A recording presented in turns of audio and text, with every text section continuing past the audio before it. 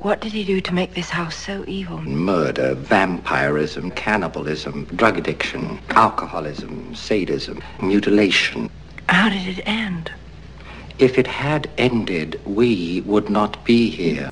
Hi folks, this is Manic Mark, your real fake outsider general artist type person, come to you from the sorry about that, coming to you from the bunker system underneath the Art Villa somewhere in the jungles of the Midwest.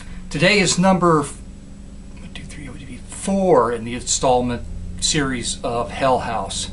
I know I said number 3 would be the last installment, but apparently 1 or 2 people found it interesting.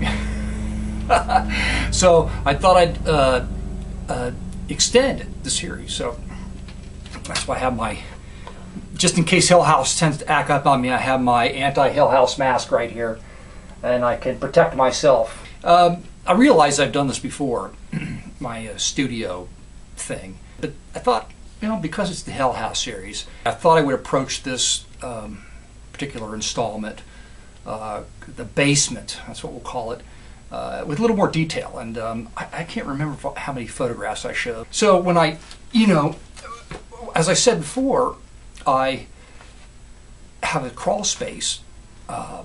Like 2/3 of the house was a crawl space, and there was retaining wall, cement retaining wall between the earth and the basement where I, you know, pull my car in, and the truck and the washing machine and everything down on that side. And I didn't have any room. So what was my motivation to dig out a 36 by 19 foot by an average of about 5 or 6 feet deep space so that I could have more room? Well, I wasn't kidding when I said in the one video that it was because I wanted room to paint this stupid stuff. Wasn't kidding at all. And the weird thing is, you know, I'm just going to say right off the bat, it's like, well, you know, I told somebody I was going to do this, and he just looked at me like I was out of my mind. Go figure. And said, well, why don't you just buy a new house? Well, I'd never be able to, you know, replace the Hell House with the new house. The house tried to kill me. It almost succeeded. Now, you know, I just didn't jump into it and do it just on a whim. No, I spent like 10 years with this in my head, thinking about it.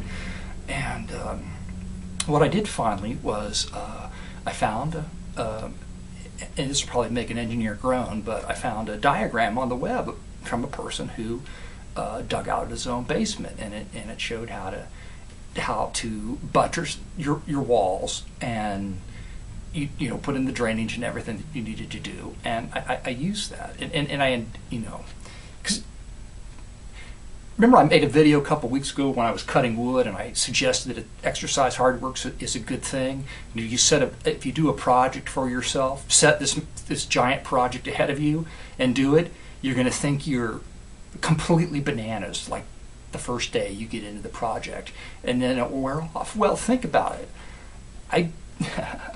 Out of work, I borrowed a concrete saw, and I cut through the retaining wall in my garage to get into this area. Now, you know, if you've ever cut, you know, there are 2 ways to do it. I used a circular saw, which has about a 4-inch depth. Now, that was before I discovered that they make chainsaw concrete saws that have a blade that would be long enough for me to actually go through the whole 8-inch wall. That's like more like 8 to 9 to 10 inches, depending on where you were in the wall. So I had to cut like a 4-inch, 8-foot line with a power saw in my house, like a chainsaw with a 12-inch, it's like a 10 or 12-inch blade, diamond blade on it, down one side of my wall.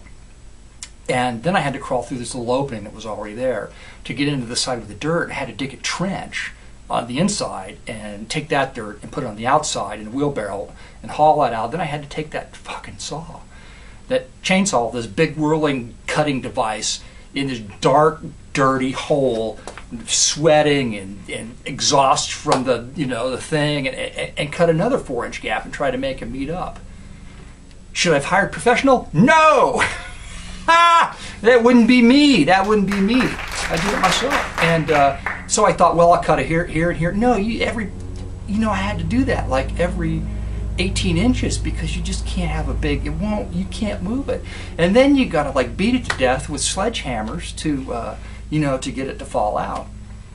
The 4-inch cut, you could see it right here on this side, and then on this side, I had to cut it apart, and the same thing on this side. This right here underneath this bag of mouse poison is the original footer, right from here, basically down to here. And I had that all the way down the wall there is the original footer. Some people have said put in a beam, take the whole wall out and put a beam in. Well, it's just the way they built this house with used materials. Nothing lines up. It would have been a nightmare to do that. More of a hell trip in Hell House, I think, than to do what I did. Was I came in, and every 6 foot I undercut the foundation so that I could get on the other side. So I dug a trench on the other side, and I built forms on both sides of the footer, knocking a part of the footer out so that I could pour concrete into it.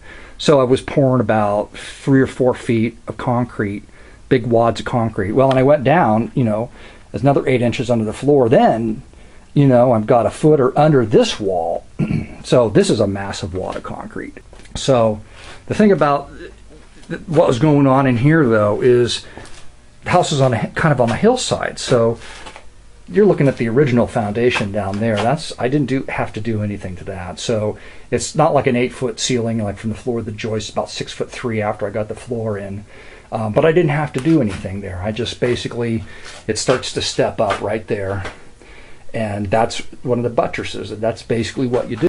There's the chimney, and the chimney was sitting partially on the existing wall, and I didn't want to screw with it. I probably could have risked it and come all the way in and dug that all the way out to the chimney and then poured a wall underneath it and had this extra space. But being on the hillside and everything, and the front of the house is over there, and there's the rest of my buttress system. So you can see my seams, like every 4 feet, I poured a 10-inch wad of concrete, basically, and then you capped it all the way around. And this is, more or less what was in the diagram I looked at. It's not pretty, but it's functional. And I put, the drainage pipe underneath the floor around the outside, and gravel and so forth and so on. And there's a couple places where water comes in. Well, the thing, you can't see it because it's behind all this crap I have in here. It's piles and piles of crap. I don't know where it all came from.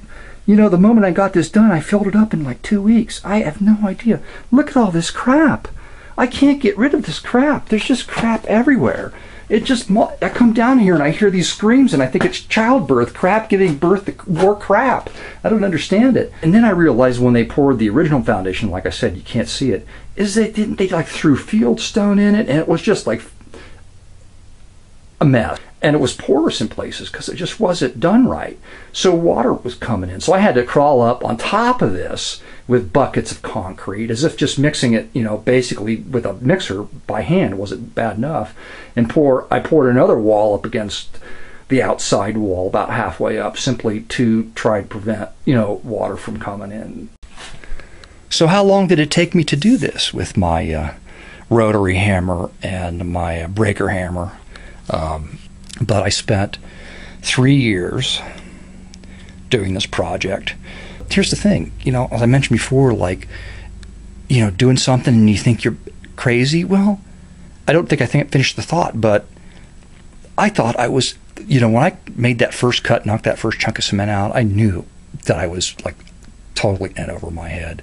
I went from weighing 235, and it took me 3 years and digging out this basement. I went out under 200 for 2 weeks. I couldn't believe it. And I felt great. I realized 200, I had to be at least 200 to push dirt around in concrete. And so you get to be any lighter than that, it starts to push you around.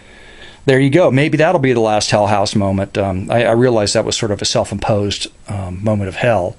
It wasn't thrust on me by the house itself, but nonetheless, I think, it does have some kind of connection to the paranormal activity. What was the strange secret which lay concealed behind the forbidden doors of the Castle of Blood?